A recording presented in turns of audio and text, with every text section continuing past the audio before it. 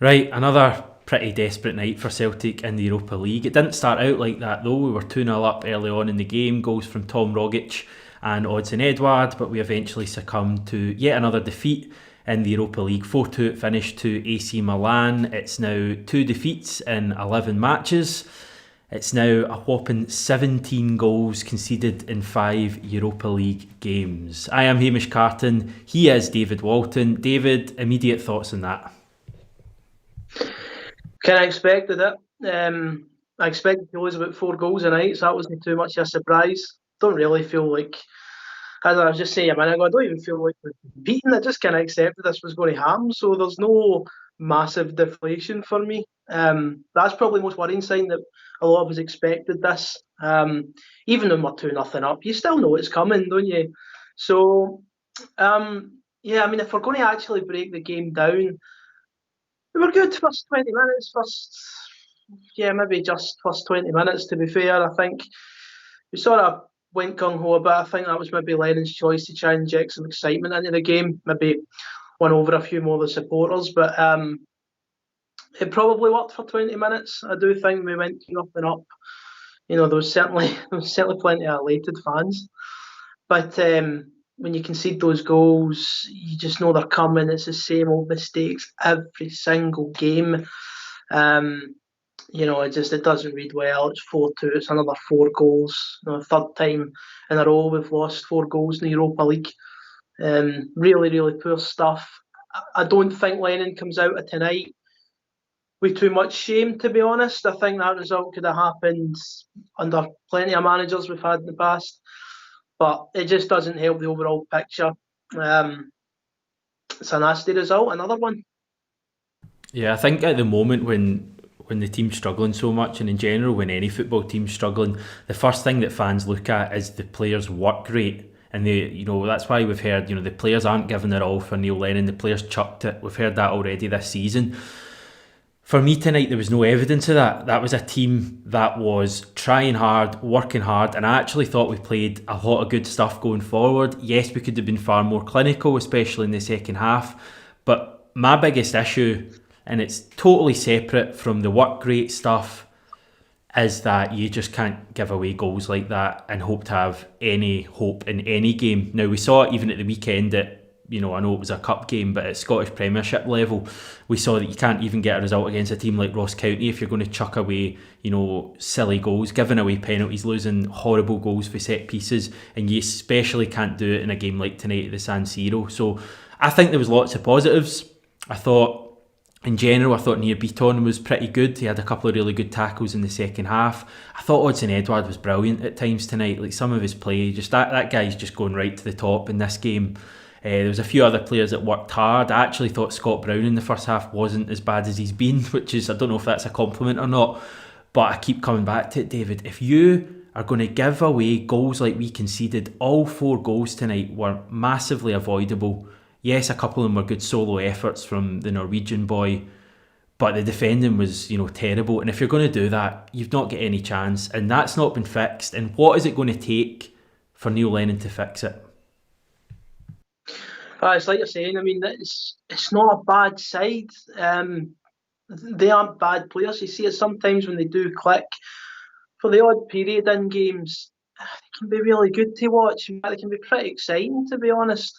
The way they move the ball forward and some of the sort of players that get involved and how good they look on the ball and their technique. But it's just a team so sapped their confidence, and you can see that all over.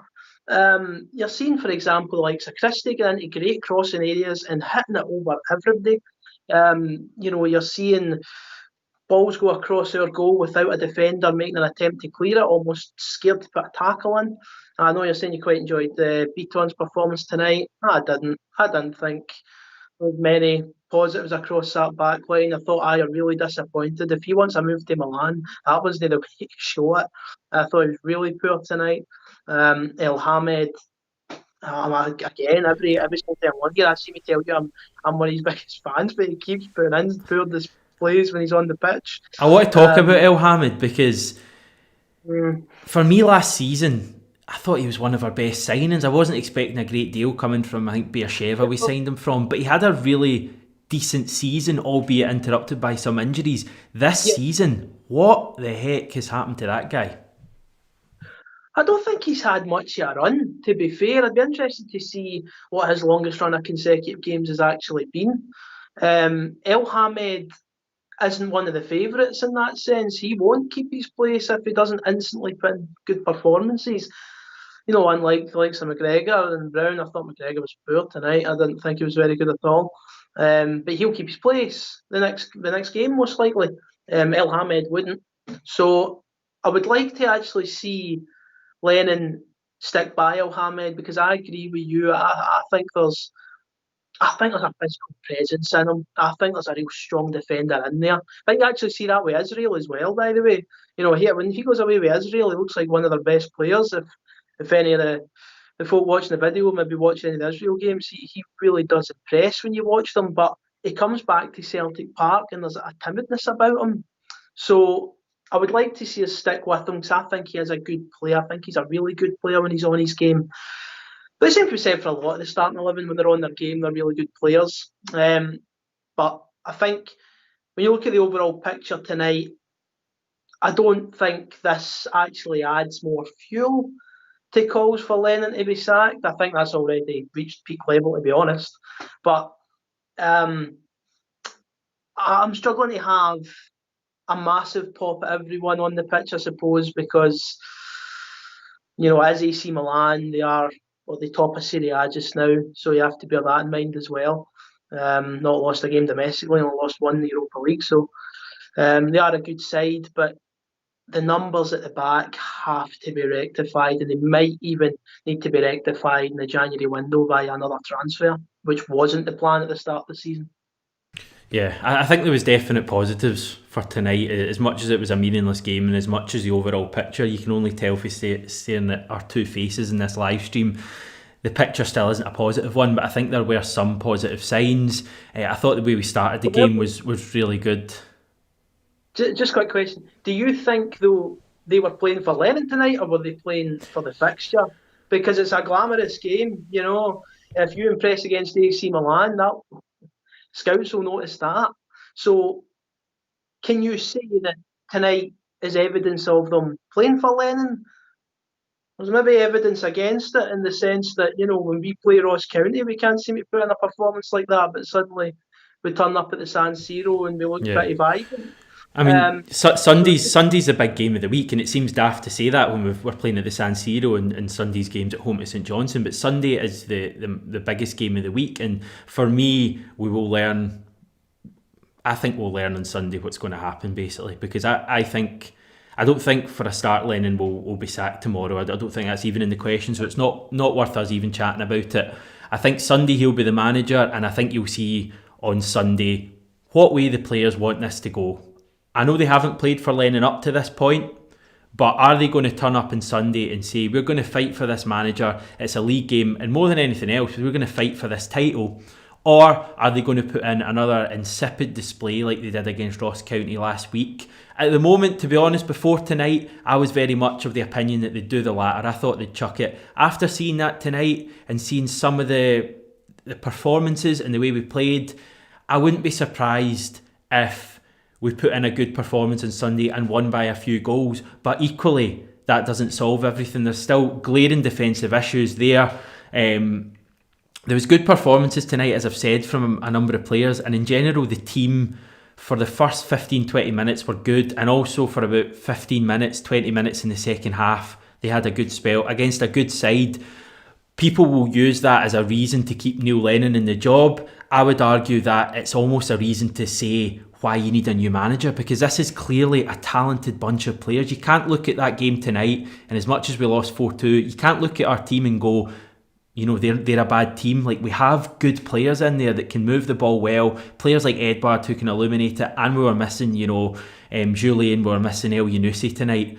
So there's a good nucleus of players there. The problem for me is the direction, and there's not much of it. A point I know I've talked for a while, a point I quickly want to put out, games like tonight, there was no artificial crowd noise at all, and we heard Neil Lennon shouting, and the thing that struck me and I'm not meaning to just bash Neil Lennon again, but the thing that struck me was all you heard Neil Lennon shouting tonight, and he does it almost every game, is go, insert player's name, go Jerry, go Odson, go Tom.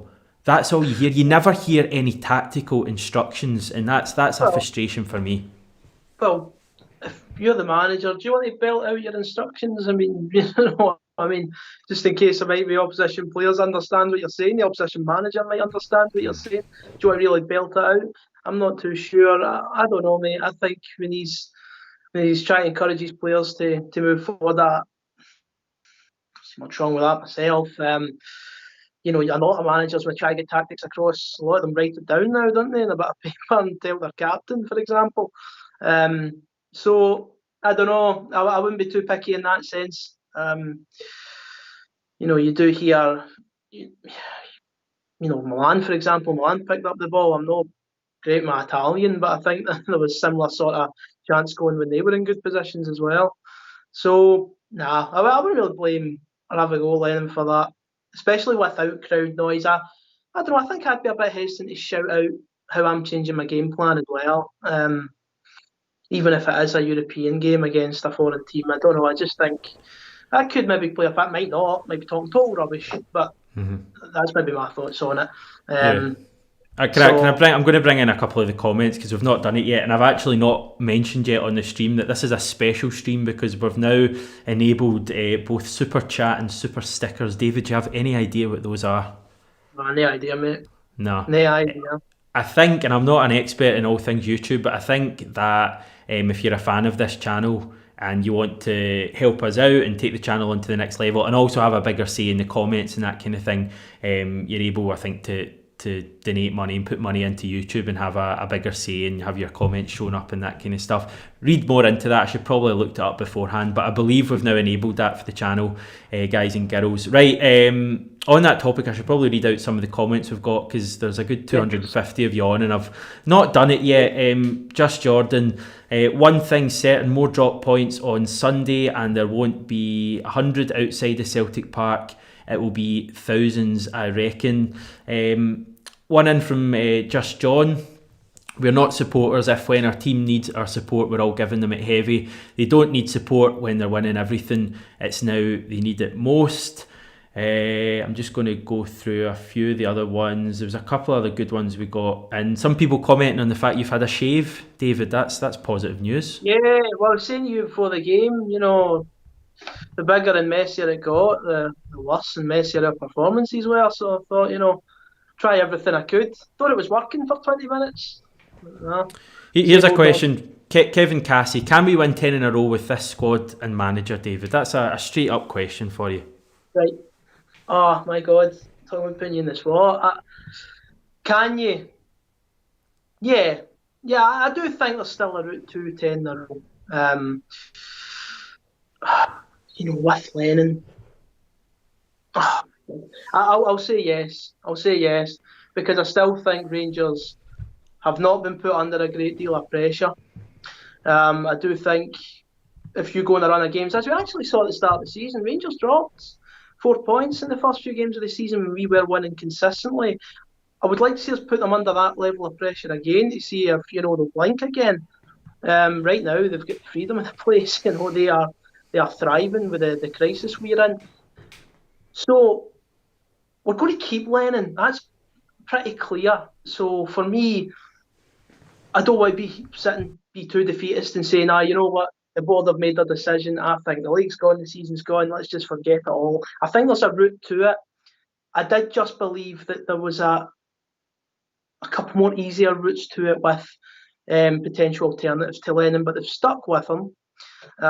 We have a nice run of games. I know that suddenly means next to nothing with the result against Ross County at the weekend, but there is an opportunity for momentum if they can grab it ahead of Ibrox, and obviously, what happens there will happen. So I'll say they can for now. We'll see how the next month and a bit goes. What about you, man?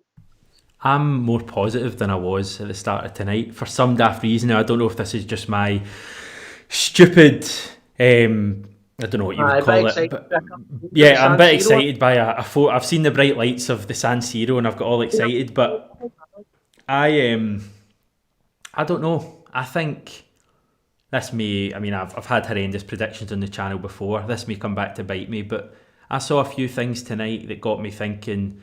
There's still a team there.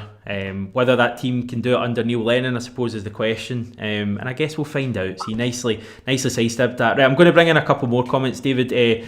Paul Campbell, Vasilis Barkas, who we've not even mentioned, I don't think yet, is getting a bit of a slagging. Paul Campbell, get rid of Barkas and sort the defence, man. Shocking. Going forward, we were decent tonight. Another one in saying, to think Joe Hart was available in the summer, a keeper who's won a lot of caps, Premier League titles, etc., and we get this dumpling. Final one was from Kieran McGivern. Kieran certainly saw some positives tonight. Much better performance than recent games. Hopefully something to build on. Final comment from me, David. In fact, I've got two. The first one is, what the hell is Rory Hamilton on about when he says that Neil Lennon didn't hang his players out to dry? Did you hear that comment? I did actually. I sort of piqued my interest as well. It's like if not hanging your players out to dry means not saying they have to change the whole culture of the club, and also not saying half of them don't want to be there, then I don't really know what that means. But I was a bit confused by it as well. There's clear evidence to suggest otherwise, but we're going to just rip into Rory Hamilton, you know what I mean? So, what's your next comment then? This is the main event, this one. Right. Is Zombie Nation just the default tune for every single team in Europe? Now, blooming thingy had it tonight. I've forgotten who we're playing. AC Milan had it tonight. Sparta Prague had it a few weeks ago. I'm sure last season, or the season before, one of the qualifying teams, I want to say Sadova had it as their anthem. Like, this tune that should have been about the demise of our club is now our club, our rivals club, is now the soundtrack to our horror European nights. You've got to laugh. Aye, hilarious. I mean, you shows how many goals we concede in Europe as well. To be honest, you realise there's a big trend. Aye, I don't really care much for it, to be honest. Right. Next about Zombie Nation. I feel we're going round in circles now. Final comment, David, on tonight. Give us something positive, mate. We forced Milan into playing, which is maybe something we didn't think we were going to do. They had to get out of second gear tonight, put it that way. And I thought that some of the attacking play was really good in the eye, even in the second half, by the way. Even when they started their comeback and they pulled it back to 2-2, we were still having a good go. Donnarumma's made a couple of real good saves as well as the goals he's let in. So we have shown tonight that against the Serie A leaders, and I do think that point's, not been recognised enough a wee bit. They are top of Serie A and flying. So against that level of quality, we can still hurt them going forward. But defensively, we're just going from one calamity to another. So, listen, Stevie May's not going to pick up the ball and skin 3 or 4 Celtic defenders the way Brahim Diaz did tonight. Oh, Jesus. It would be better, no, anyway. But it's all about how they apply themselves now on Sunday and see if we can start building some momentum. There was some good signs tonight, and I'm pleased we got to see us score a couple at the San Siro. Yeah, Sunday's absolutely huge. I know that's stating the obvious. There's a good chance we go into the game on Sunday 14 points behind our rivals. It's absolutely huge. I know there's so much stuff about whether Neil Lennon should be the manager. We've both made our points perfectly clear. But I think right now we have to just get on with it. We have to take maximum points on Sunday, because you know what? If we don't take maximum points on Sunday and we go 14 points behind Rangers or 12 or whatever it is, for me, you can just about write off the league title. Just last one for me, I'd love to sort of block out the talk-up points. It will drive you insane thinking the points they're ahead of us just now. So I think Neil would do best to sort of, maybe he doesn't, but unlike us, I think he should maybe do his best to avoid talking the points gap with his players, because I don't think that's a source of motivation. I think that's the last thing they need to hear at the minute. So for me, I'd love to just forget about the points nonsense and see if we can try and build up some momentum ourselves ahead of Ibrox. Still plenty of time to get it right, and I'll say it again, I saw some positives there tonight. David, thanks very much for joining me. Thanks very much to everyone. Oh, thanks very much to everyone for, as I just talk over you, David. Thanks very much to everyone for getting involved in the channel tonight. We've got more and more content coming over the weekend. We don't take a break in this channel at all. We've got content 7 days a week, 4 weeks a month, 12 months a year. That's what we do for you in 67 Hail Hail. If you've not yet subscribed, please give that a go. We massively appreciate it. We're back tomorrow. Take care and hail hail.